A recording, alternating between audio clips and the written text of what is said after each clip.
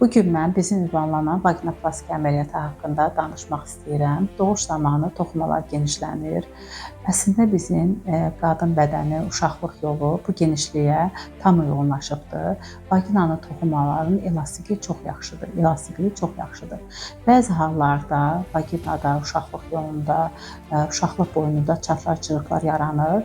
Vagina toxumasının elastikliyidir. Belə hallarda diskomfort hissi, deformasiyanın və intim yaşayış zamanı bəzi səbəblərin, bəzi problemlərin yaranmasına gətirib çıxardır. Hansı problemlər yaranır? Qadınlarda ağrı hissi, diskomfort hissi, hava, genişlik hissi edirlər.